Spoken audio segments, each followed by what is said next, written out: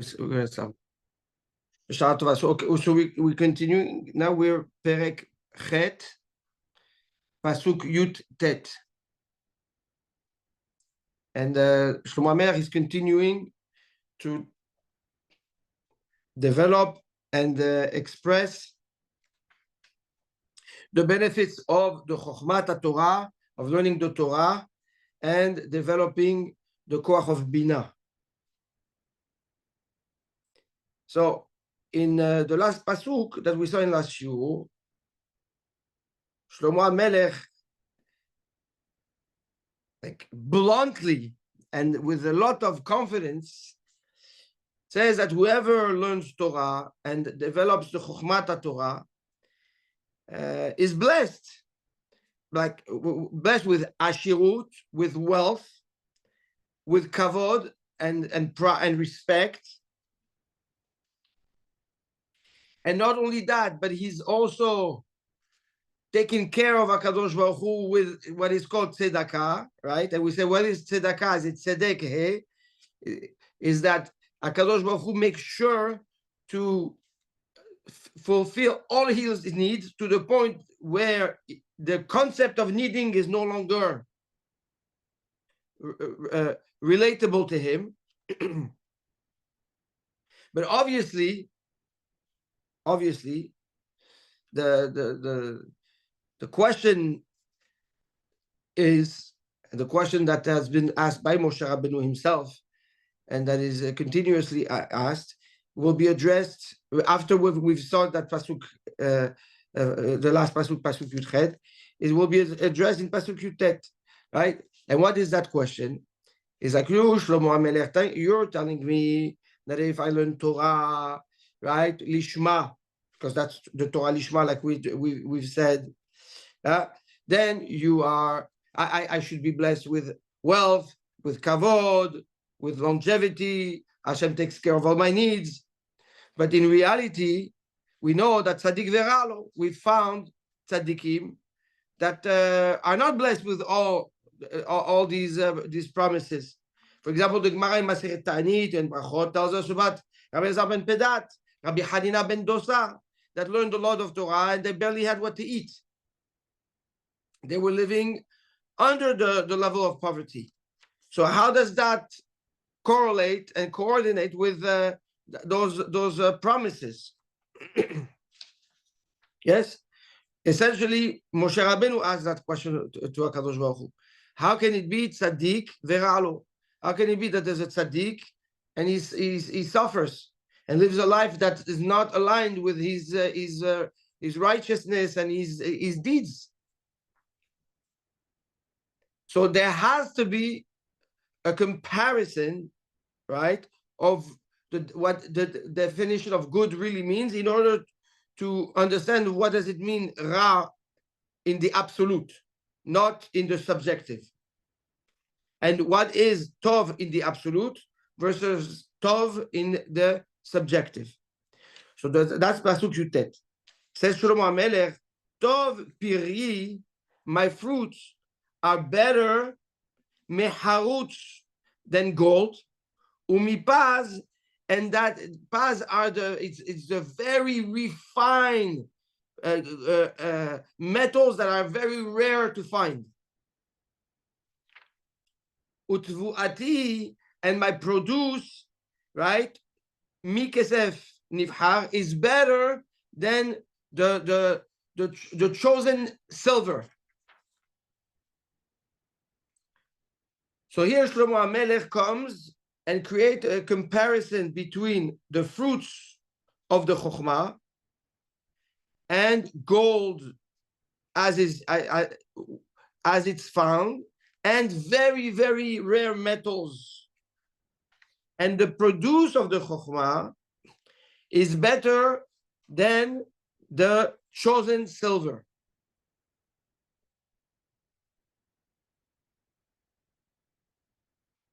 So comes the Gaon and says like this. He says, here Shlomo HaMelech is telling us, you might have a question, like we just addressed. Why? How come the tzaddikim don't get all this wealth in this olam hazeh? Some do, the majority don't.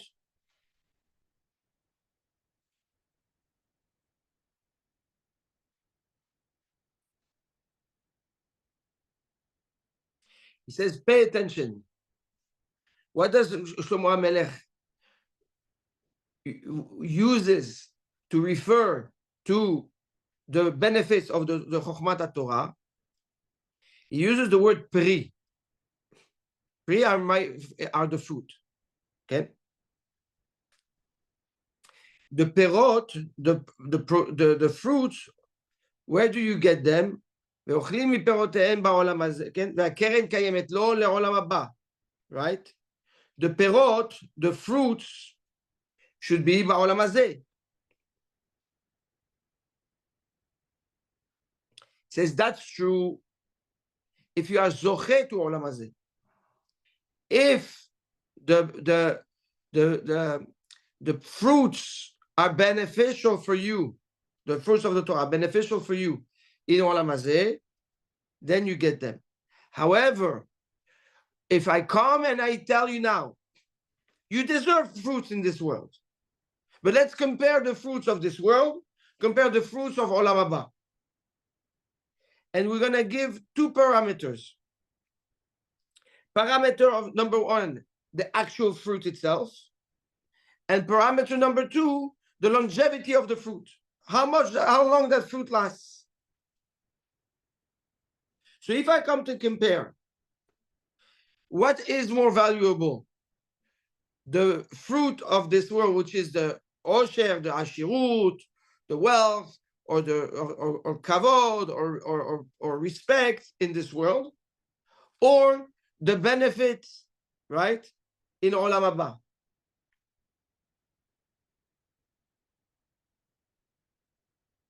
So somebody that doesn't believe in olam haba is going to tell you there's olam hazeh. Let me take now, and we'll talk later. But somebody that has clarity about what this world is, what olam haba is, what the benefits of the Torah are, and somebody is learning Nishma, for sure is going to tell you, I prefer the fruit of olam haba, right? The kavod of olam haba is not comparable to the kavod of olam hazeh. It's not the same. So by definition, the essence of the fruit is greater in olam haba than it is in olam hazeh, in this world. Number one. Number two, says the Gaon, let's address the time. If you get kavod or you get wealth in this world, how many years? 50 years, 70 years, 80 years. How many years do you want of wealth? 100 years. How many years of kavod do you want? 120. How long? How long? You tell me. Moshe Rabbeinu total tachles had 40 years. How much do you want? Triple Moshe Rabbeinu? Okay, no problem. 120 years. But at one point it stops, right?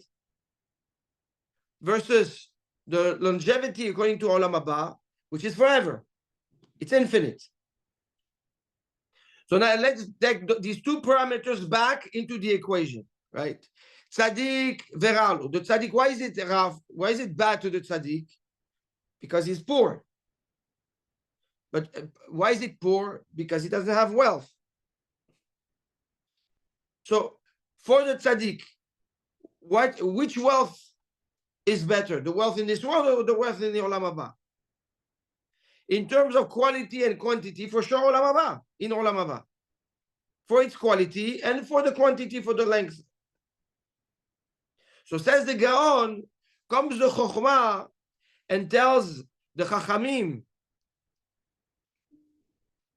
your Olam, the Olam has it, the perot, my perot, my fruits of the Chokhmah, if you're coming to compare them, they're greater than the best commodity, gold. And forget about only gold, even the ones that are the rarest metals, right? That have not only value as a commodity, but chashivut, they're important. If you own a Picasso, you're important, right? Art is a commodity, but if you own a very, very, very rare art, it's even more, right? You have to be very special. Says the Chokhmah, Piri, my fruits are greater than all this. And the Gaon brings an example. And he says, you have someone that goes into an island. And he brings with him what? He brings gold. That's the commodity that from the world. He brings gold. But in that island, what's the most valuable is iron. So if you want to be hashuv, and if you want to be respected, and you want to be powerful in that island, you need to buy iron. So he said the petty, the tipesh, the dumb, what is he going to do? He's going to sell his gold and he's going to buy the iron. In that island, gold is very cheap. But the smart man knows that the journey is going to end in a month, in 2 months, in 6 months, and then he has to go back to where his family is, where he really belongs. So what does he do? He said, okay, let me buy gold, okay, more, because it's very cheap here, and I'll be tight here, but when I go back, I'm going back with a lot of gold.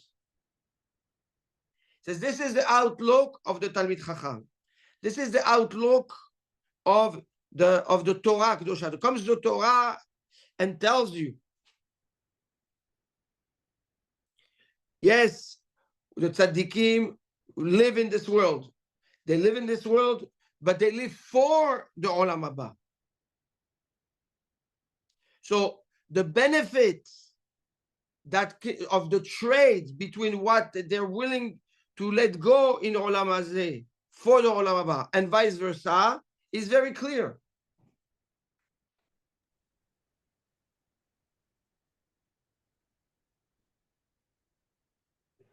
So every time the tzaddik has a trade to make, he says, okay, it's or I learn Torah or I benefit from this world. Or I have the gold or I have the barzel, the iron. Which one do I pick? Says the Gaon, Tov piri meharus umipaz. When a person lives with that constant outlook and he always weighs what am I giving in for, and for what? Right? What am I trading here? The tzaddik will always look for the Olam Haba versus the Olam Hazeh. It's how do I use the commodity that are available to me today in order to gain as much Olam Haba as I can. Yes.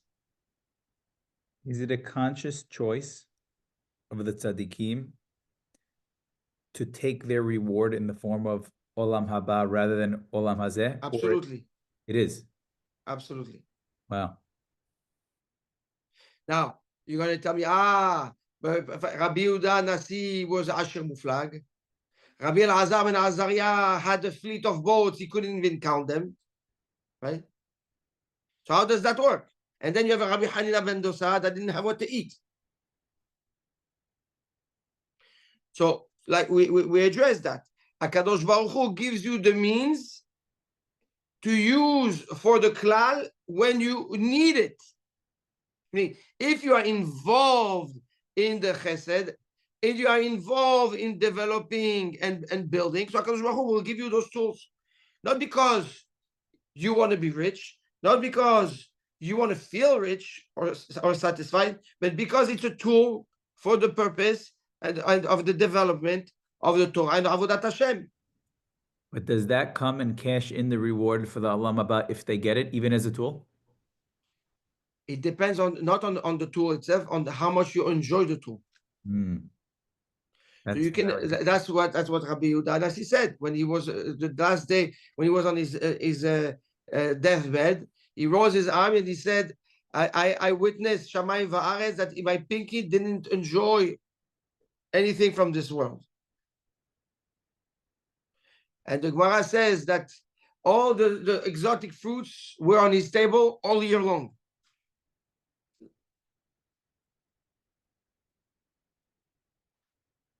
So it's to strengthen what you're saying. Yes, it's not about the access to the tool, is how much you enjoy the tool.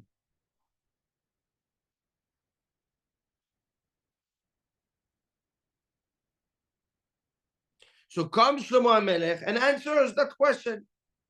How can it be that you have tzaddikim?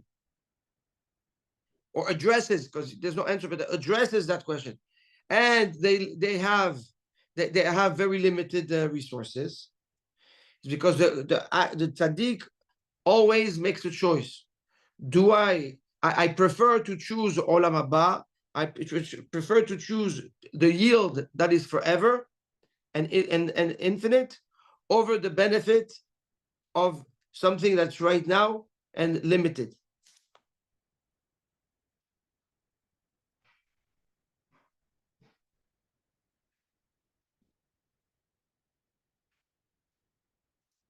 So essentially in this world, what is the motivation? Torah and mitzvot. That's what it is. Torah, how do I do more Torah? How do I teach more Torah? Do I do more mitzvot? I do more mitzvot.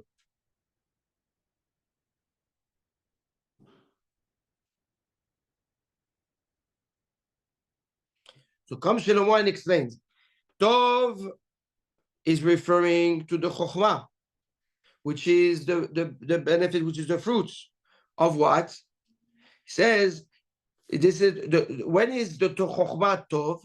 When is the Torah called tov? When you enjoy the Torah, when you learn Torah from your Rav, and you benefit from that Torah, from that Chokhmah is now in you and is beneficial to you. Why is it beneficial to you? Because now the Torah that was once your Rav, that became today yours, that you actually know and learn, is really a good to you. Why is it a good to you? Because now what was his and his olam haba became yours and your olam haba.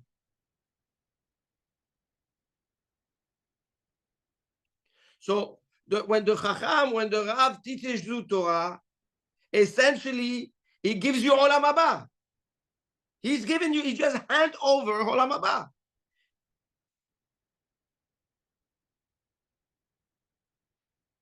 And he says, we saw in Pasuk Bet, that we have different levels of Chokhmah. Remember, we have 3 levels of Chokhmah. We have the Chokhmah that's accessible to all. That it's everybody that wants to come and learn Torah, we have access to Torah. Hashem showers his Chokhmah, his wisdom, and his knowledge, right, on humanity. And it's up to you to come and take. That's one level of Chokhmah. Then you have the Chokhmah, which is a higher level, the Chokhmah of the Tzaddikim and the Chachamim, that understand the value of the Chokhmah and will put more efforts and learn more, right, to grasp the depth of the Chokhmah. And that's given to the ones that learn and to the ones that dedicate their life to the Torah. And then there's a higher level, which we addressed. It's a chokhmah that's out there that we don't have access to. Kachala b'machshava lifanai, right? Like when Moshe Rabbeinu went in front of HaKadosh Baruch Hu told him, this is what came to my mind. This is what I decided. So you know there's chokhmah to it, but you don't have access to it. That's HaKadosh Baruch Hu's chokhmah. So comes Shlomo HaMelech, says the Gaon, and he says, it tells us like this.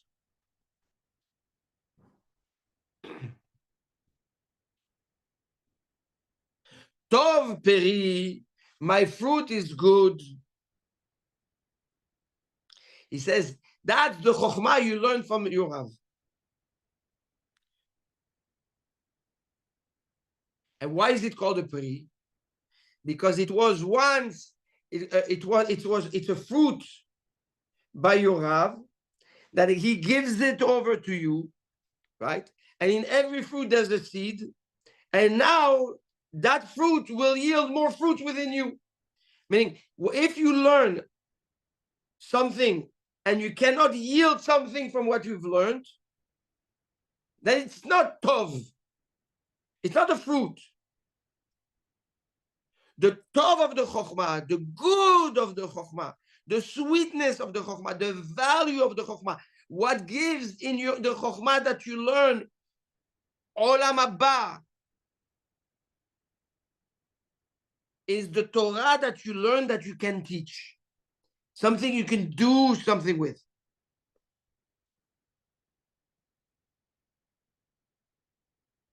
This is better than the charutz. It's better than the gold. And the gold being the commodity, right?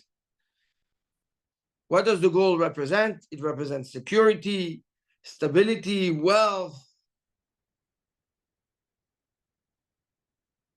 And that's why countries, they have reserves of gold, right? How do they back their economy? How do they show the world that we have a strong economy and you can depend and trust our currency? Because they have what to back the currency with. How do they back the currency? At the time, it used to be with gold. I don't know today anymore, but it used to be with gold. So the gold represents the utmost level of security, wealth, and strength in Olam Hazeh. Says Shlomo HaMelech, that's all nice and good and true, but when you come to compare it to what you gain from the Chokhmah, there's no comparison. The Chokhmah gives you more by far than what the gold can give you. Now you have another level. We say, okay, that's the gold, but when you have like very, very rare metals, very fine metals, okay, and that has it's priceless, priceless. Yeah, you can secure generations of wealth. Maybe that's worth it. That's the paz.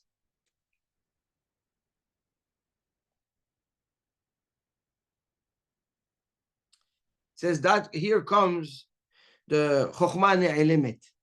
He says, if you understand that there is a wisdom that you don't have access to, but is out there,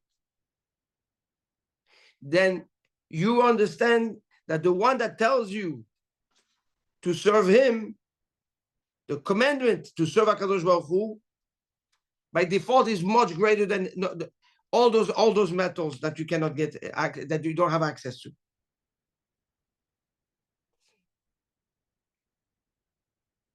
What's the pshat in this?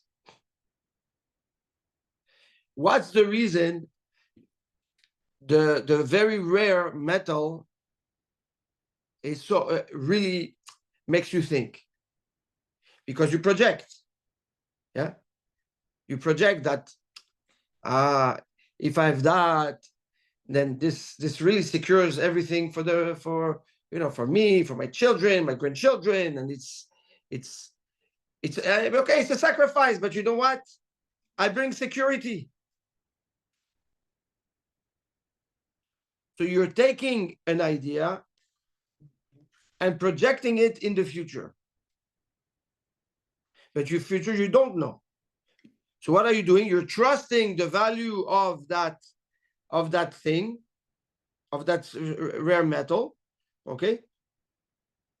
And projecting it as a security for the future that you don't control. Comes the Gaon and says, the antidote to that is what? Is the understanding of the chokhmah that you don't, that of HaKadosh Baruch Hu, that you don't have access to. Just like Moshe Rabbeinu, when he stood in front of Hashem and he said, "Why are you choosing me?" Right? Apropos this week's parasha, go and choose Rabbi Akiva, who's greater than me. And HaKadosh Baruch Hu says, Kach hala b'machshava lefanai. This is what I decided. So basically, what are you doing? You're suppressing a question that you have now, a doubt that you have now, and projecting yourself based on the knowledge that HaKadosh Baruch Hu knows better.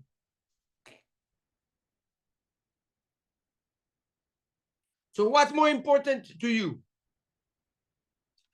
Securing today your tomorrow that is unknown to you, or putting yourself today, your doubts in the hands of HaKadosh Baruch Hu that controls the future.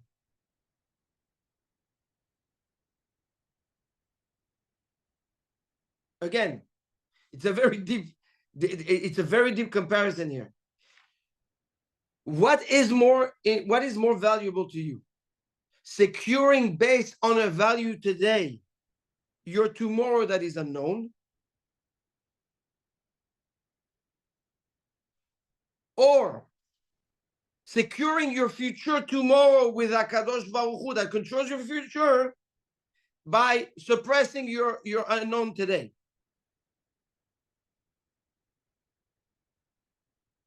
Comes Shlomo HaMelech and says, Tov Biri me the Chokhmah, and the benefit of the Chokhmah and of the Torah gives you the ability to find the strength and security and confidence in Hashem for my tomorrow, even though I don't understand it today. And this is much more valuable than investing today in a tomorrow that I don't control. It's a leap of faith in HaKadosh Baruch Hu that is tremendous. Because the nature of man is to want to have control. I want to control my destiny. So how can I today let go of something that seems to be a source of security for tomorrow and rely on HaKadosh Baruch Hu, and through that bitachon, through that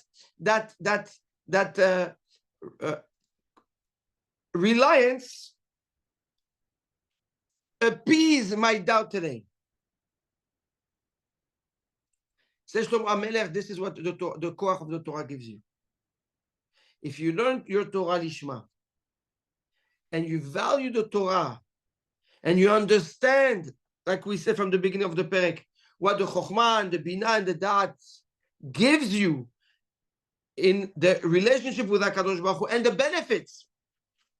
One of the benefits you will get is clarity in the choices that you make of what's real and what's not, and benefits by securing your tomorrow in trusting in HaKadosh Baruch Hu versus putting your efforts in something that might not secure your tomorrow. How many people we've seen that they worked all their life to secure, for example, finances for generations to come, right? And instead of helping them, they destroy them.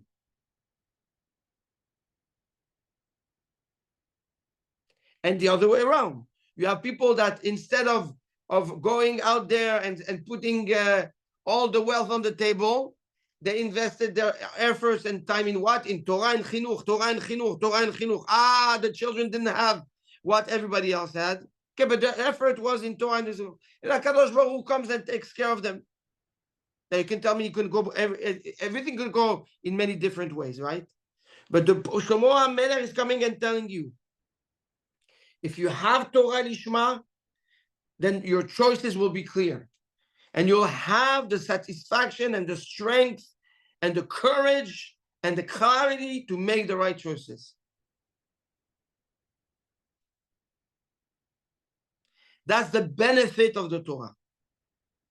Of the Torah that's Lishma. Utevuati, and my produce, says Shlomo HaMelech,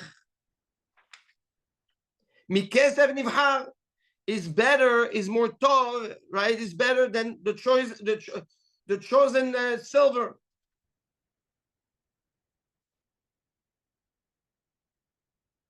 Says the Gaon, what is the produce? You receive the fruit. Now, the produce of the fruit, if you receive Chokhmah, what if the produce of the Chokhmah is the Bina? Is what the Bina does, right? The Bina comes and discerns what you've learned and brings out from what you've learned new lessons that you weren't taught, but were hidden in the Chokhmah. He says that's the Tevuah. That's exactly what produce is. Produce is you plant something, right? A fruit, rotten, put it in the earth, it gets dirty, right? It rotten, then and suddenly a tree comes out and brings produce of it.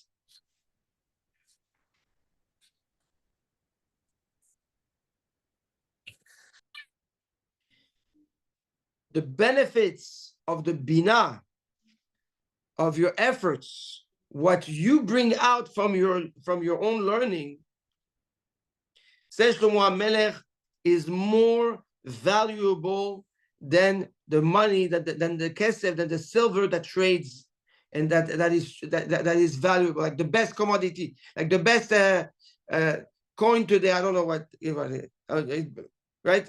What's the best exchange foreign currency?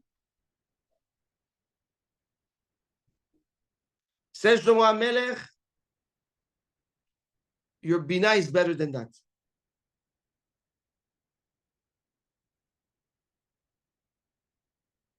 Why? He says when you can have the best currency, and you trade.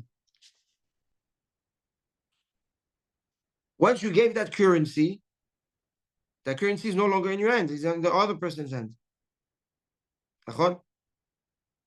Now you bought something for it, great.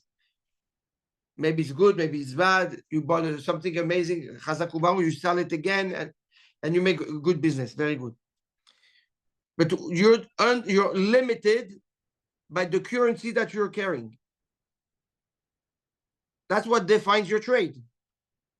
Yes or no? You cannot go and buy more than what you have. If you have 1,000, you can use 1,000. Forget about today that you have leverage 100 times. That's the economy. That's to drive everybody crazy. But the emet is what, or you go to that. You have 1,000, you buy for 1,000. You cannot buy 2,000. It's not possible. So what defines your interaction? The currency. Comes Shlomo HaMelech and says, but if you interact with people, if you use your bina, and you go and you trade bina, so what just happened? So no, you gave something, right? You use something that's yours. That's the bina, right? What you've learned from your chokhmah, and you exchange it with someone. Two things happen. Now you gave him something, but you didn't lose anything. It's still within you. The currency you gave, is alaf, right? You don't know about what you bought, if it's good or bad. You think it's good, you hope it's good. But here, what you gave can never be taken away from you. Even though you gave it, the bina, you still have it. Number one. Number two, when you gave your bina over to the other person, it's chokhmah. So to the other person, you're the chacham. So you always have the upper hand.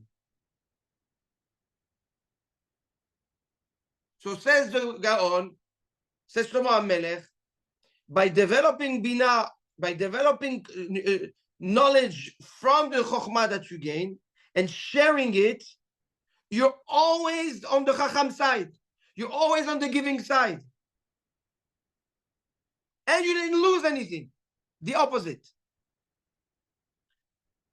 So says Shlomo, bring me any commodity that works like that. You cannot find. Even AI, in Hebrew it's called bina melachutit, right? It's like a bina melachutit, right? That's how it's called. In artificial intelligence, right? Even that, it doesn't work the way we work. You understand the concept here? Again, this is a very deep concept, but incredible benefits when you think about it. Incredible benefit. The biggest benefit is the contrast, is to know what you're gaining versus what you're losing. That in itself is a tremendous benefit. But besides that, the motivation to want to develop what you learn and turn it into something that's yours so that you can give it over in itself is a tremendous asset.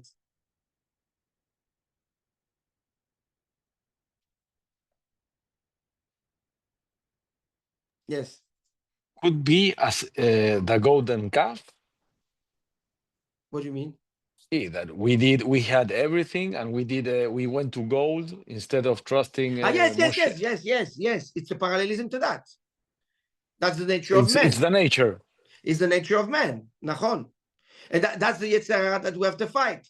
We brought it in the Hidden Crown. That the nature that when we failed in the Chet HaEgel, it turned us into we created a dependency. So today, essentially, we fight that in a natural way, in a constant way. So it's huge. I'm sorry? That desire is huge. Huge. And the tikkun of that desire is the uprooting, is the of the Chet HaEgel that lives within each and every individual.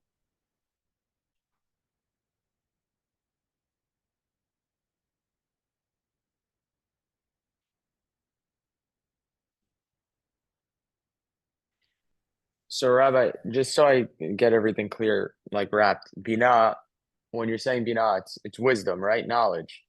And by developing more and more knowledge over time, you get the ability to that a long-lasting, basically currency for yourself that you're able to trade, and you don't have to give anything up. You're only just taking in. Yes, on one end you're receiving chokhmah, and on the other you're teaching chokhmah. Now the chokhmah that you're teaching is the fruit of your binah. But you're also keeping the binah. So it's a one-way trade. It's a one-way trade. For sure, you're keeping it. Yeah. Okay. Yeah, then all good. Stanley, we're good for this with that pasuk. Okay. Be'orach pasuk chaf. Be'orach tzedakah ahalech.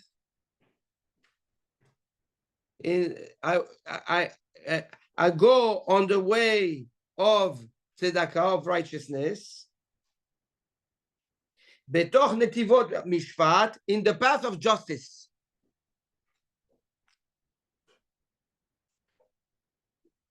Continues the Gaon and says, it's like this. כלומר, במי שהולך באורח צדקה, באורח אותו אדם יהלך. A man that goes on the way of righteousness, of tzedakah, is the way I will go after, says the Torah.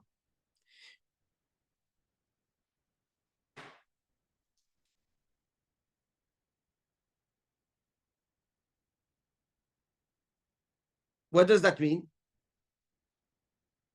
The Torah comes and says like this. People that walk in the ways of tzedakah, and we know what the definition of tzedakah is, right? We saw it in last shiur, right? To basically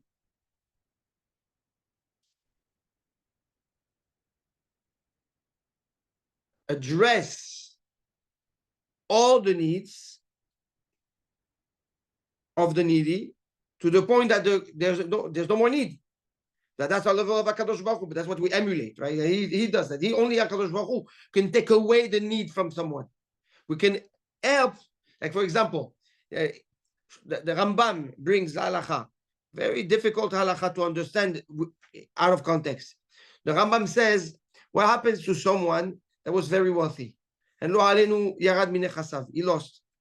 And he used to ride a magnificent Arabian horse. Yes, with a nice you know how you call it, the seat on there. And because of his, he had to sell it. Well, says the Rambam, maybe we buy another beautiful horse like this with the seat, and we give it to him. That's tzedakah. How is that tzedakah? For us, tzedakah is what? Somebody doesn't have what to eat, somebody doesn't have what to sleep. This is tzedakah. So somebody, again, in today's version, somebody that drives a Maybach, now you cannot drive a Maybach anymore, right? You only drive a BMW. He goes to Shar Etzion, he gets a check, go buy yourself a Maybach. That makes any sense? Doesn't make any sense. What does the Rambam is telling us? Because the tzedakah is not about the physical thing that you give. It's not about the food. It's about the need. Now think about it. Who's the biggest misken? Who's the biggest hazid case? The guy that doesn't have what to eat and needs food to eat, or the guy that cannot live because he doesn't have that car anymore? The biggest hazard case, the guy doesn't have the car. He thinks that people are looking at him. He cannot go out. People drown in depression from what they lost, and they think that they don't. But 1 second, you have a house, yes. You can eat, yes. You have money in the car, yes. But I don't have the billing that I had before. I cannot go out. How people are going to look at me? How people are going to say? The status, the social status. So says the Rambam. Based on that, it's very clearly, what is tzedakah? Is to address the need of the person. And the biggest need and the biggest hazit in this case is this guy. Because the guy knows at the end he's going to get what to eat. The poor guy knows he's going to, one way or another, Be'ezrat Hashem, he will have food on the table. So that's the definition of tzedakah. To address the need of the needy, whatever that need is, and lift off this pressure and this feeling of needing away from them. That's tzedakah. Tzedek is, yes, you need food, I give you food. You need clothes, I give you clothes. But not more than that. That's tzedek. But that's what we already saw in last show. So says Shlomo HaMelech, Be'orach tzedakah ahalech. The Chokhmah says, whoever emulates me in my behavior of tzedakah, I follow him. Meaning, all the benefits of the Torah that we've addressed, of the koach, of the baracha of the Torah, follows the one that behaves with the behavior of tzedakah like HaKadosh Baruch Hu behaves.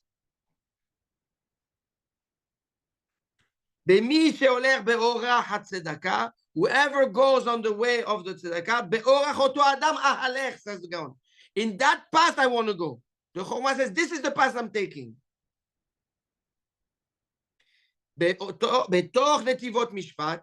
And I also go in the path of justice. The same thing says the Chokhmah, says the Torah Kedosha. And the one that are just, and it's hard to be just, it's the netivot, it's the little path, not the big ways, right? The ones that are in the path of justice, if you're just and honest, and it's difficult and it takes sacrifice to be just. But the Torah follows that path also, even if it feels narrow. Even if it feels difficult, this is where the Torah will find you. And the Torah goes after those people, after those behavior. Why, says the Gaon, did Shlomo HaMelech use the tzedakah, the tzedek and the mishpat? He says, because if you remember at the beginning of Shlomo HaMelech, of Mishlei, Pasuk Bet or Gimel, אני לא זוכר, Pasuk Bet, I think, Gimel, Pasuk Gimel, right? We've addressed the dual approach a person must have, okay, as a Eved Hashem. On one hand, he has to have tzedek. On the other hand, he has to have mishpat. On one hand, you have to be giving, merciful, sensitive, sacrificing yourself. And that's for what? For the benefit of others, la'avodat Hashem, right? You have to help, etc., etc. But when it comes to yourself, You have to be tough, right? You have to be firm. You have to be even cruel with yourself, because that's how you develop yourself the best way, by being firm and diligent. You cannot be diligent with others because you're going to break them. And if you're too soft with yourself, you're never going to accomplish anything. So says Shlomo HaMelech in the beginning of Mishlei, you don't be schizophrenic. Yes, it's the opposite. You have two polar opposite traits that are here to service two different dimensions of your behavior. One versus the others, and one versus yourself. Now, when you see that people, the Reshaim, when you see a Rasha, when you see somebody that's really not behaving, then you use that trait that's within you of the tough, of the cruel, and you apply on the other. But that's nekudati, that's specific to that individual. And vice versa. If a person feels broken, saddened, the Yetzer Hara got to him, and he's confused, right? And he needs a little push. He needs a little bit of leeway. He needs a little bit of reassurance, a little bit of love. Then you apply it also, right? But the de facto is to be soft with others and tough with yourself. And when in specific moments, you can be soft with yourself and tough with the Rasha.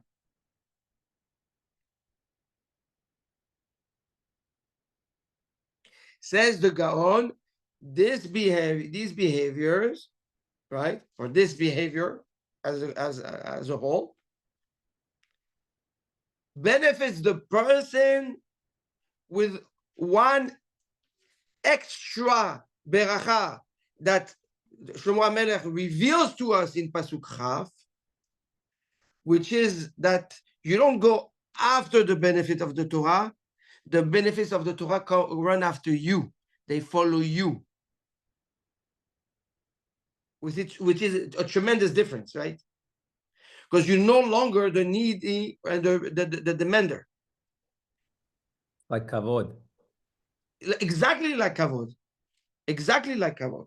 You run away from the kavod runs after you. The only difference is that the kavod, even if he runs after you, don't want it to get to you.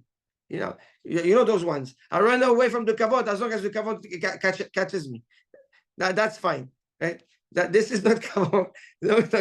But when it comes to the berachot of the Torah come after you. It goes in your way. The Rambam wants to say, the Rambam, right? The Talmid of Rabbi Menachem Mendel wants to say, the Talmid of the Gaon who learned Mishlei with the Gaon from the mouth of the Gaon. He says that what the Gaon meant, that the Torah follows your path, meaning like this: even after you're gone from somewhere or from someone, your Torah is still living behind you. It's still left behind you. So you're leaving a legacy. You're leaving a path set forward, even though you're not here. Meaning your efforts live long past the time you've invested that effort in that place. And I think that's probably the biggest beracha possible. So can you repeat those words that the student that Gaon was saying? Your efforts and your Torah leaves to live, not to leave, not L-E-A-V, to live, yeah, past space and time, way after you're gone. So you do an action, right, at a specific time, and then you go. That action and that beracha, right, lives in that space past the time. It continues to live behind you.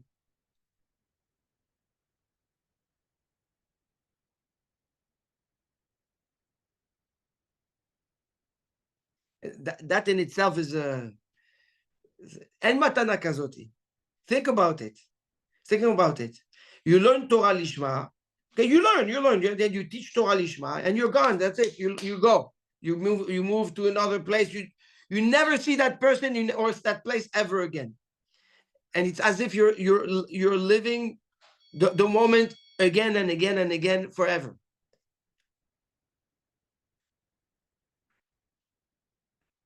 So that's what the Torah comes and tells us.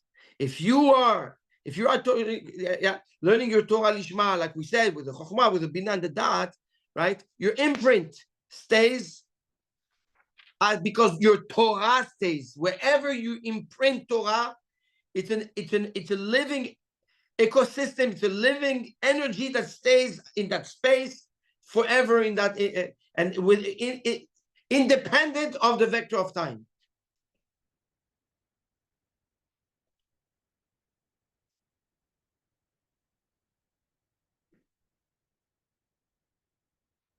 Good. Oh, Be'ezrat Hashem.